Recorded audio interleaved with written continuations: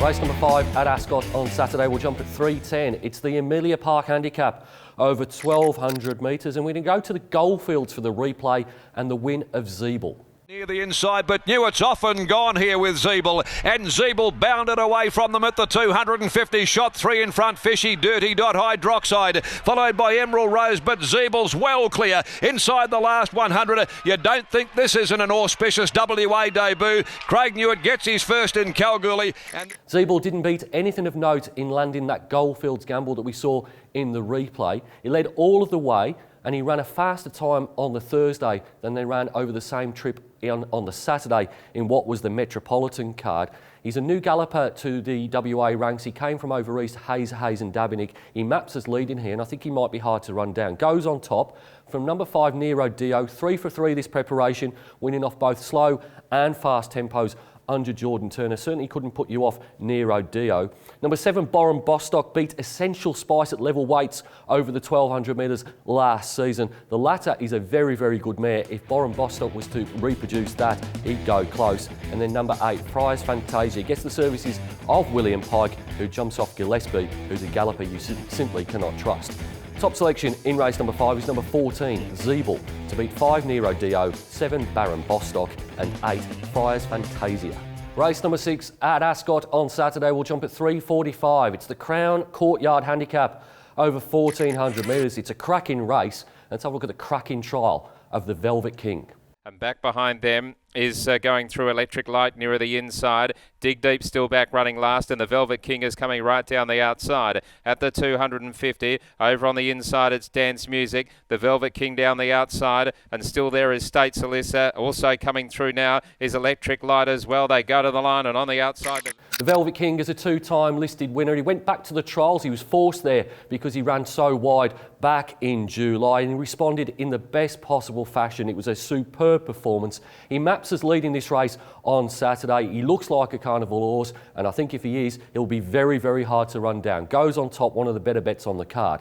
Number 10, Cup Night, is clearly the real deal. His trainer, Bernie Miller, has always believed in this galloper. He also thinks he'll improve as he goes up in class. I tend to agree, but he's going to get pretty far back here, and he's going to have to run down a very good horse. Number 8, Forceful, has won 6 of his 14 starts, and he was certainly more than adequate first up. He's a very, very big galloper. He will come on for the run. And then number 9, Tomasa. He's proving a very difficult puzzle for Lindsay Smith to solve, but the pieces are there, and back to 1,400 certainly suits. Top selection in race number 6 is number 3, the Velvet King, to beat 10, Cup Night, 8, Forceful, and 9, Tomasa.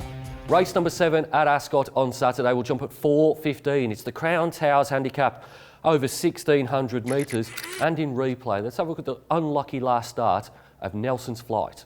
His run into the straight. Spillanova reached the lead from Senorita Bonita. Peppy Jack in love with Paris, and here comes Cup Night now. He's starting to wither down the outside with his run. Cup Night in love with Paris, the roughie. Peppy Jack's there from Spillanova. It's Cup Night, Peppy Jack in love with Paris in the middle. Peppy Jack, Cup Night on the outside. He's got them, Cup Night, too good. There's a great win. Nelson's Flight had nowhere to go in the replay race, but he is a proven commodity in these fast run events, and with bow count drawn gate number 15, this is going to be fast. Lucy Warwick has elected to jump off here, so Paul Harvey takes over. I think Lucy might have pulled the wrong rein. I'm going with number 10 on top. From number 4, Jet Affair, she backed up Adam Durant's really high opinion of her when she won under William Pike 3 weeks ago. I'm still not 100% sold, but she does have a good gait here and the champion jockey.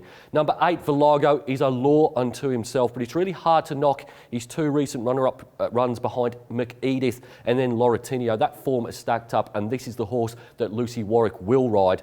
And then number 2, Missile Launch. He's drawn wide here, but he's got a claim for Chloe Azzopardi, and significantly, he hasn't raced in this grade 66 plus since he won back in January 2018. You can't rule him out.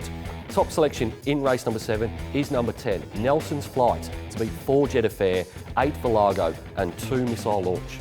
Race number 8 at Ascot on Saturday. We'll jump at 4:50. It's the main event. It's the Crown Perth 3-year-old classic over 1,000 metres, and in replay. Let's have a look at that sensational last start performance of Miss West Coast. Underneath the neck of Warfish, a gap to Joyrise, Obstination, Eye of the Day, Drink What You Like, Mia Dolce. They're still going at each other, but here comes Miss West Coast at the 200 now, and she surges up, grabs the lead. Miss West Coast behind them. Obstination is getting a split running on, but it's Miss West Coast letting down now and setting sail for home. She's got them done, and done to it in her first up. Miss West Coast easily at the finish from Obstination. Sensational. That's the only way to describe the way that Miss West Coast returned to the races. She couldn't have been any more impressive on her return. She rode both the clock and the eye, and 1,000 metres was the journey of that race. She stays at the 1,000 metres. I think that's another positive for her. She does have a little bit of a sticky gait here, but she can come forward, and I think she's the one to beat. Goes on top from number 13, Celebrity Queen, probably the best 3-year-old filly in the Peters Investments team, but she may lack the early speed here to go with a few of these. She's back in trip from the 1,200 to the 1,000. She looks like she'll probably be a very serious player in the fillies and the guineas later in the carnival, but willing to oppose her here, certainly as the favourite. Number 1, Dig Deep, is the Karrakatta Plate champion, resuming off what was an outstanding trial. The problem for him is he's got 59 kilos here and has to give weight to some very decent gallopers. And the same can be said for number 2, Jericho Missile. Was beaten in the Karrakatta Plate as the favourite, but he certainly had excuses that day. Also gets the 59 Ks.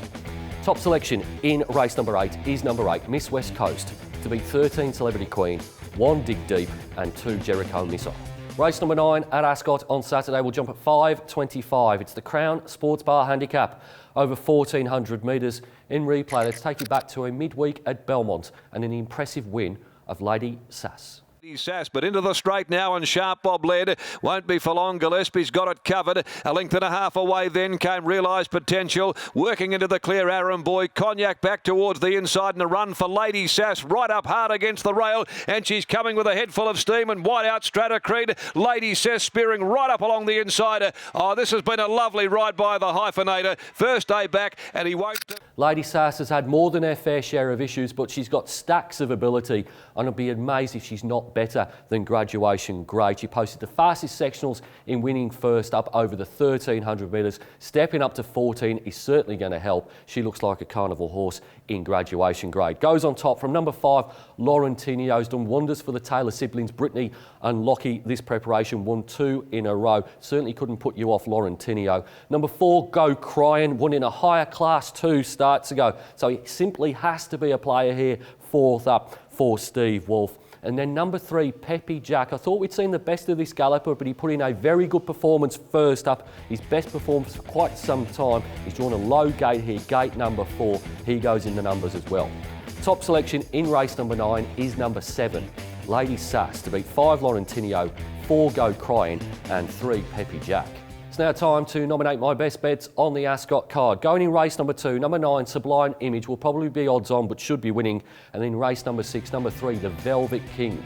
It's easy to stay up to date with everything that's happening at Perth Racing. You can log onto our website or you can follow us on one of our social media channels. Until next time, bye for now.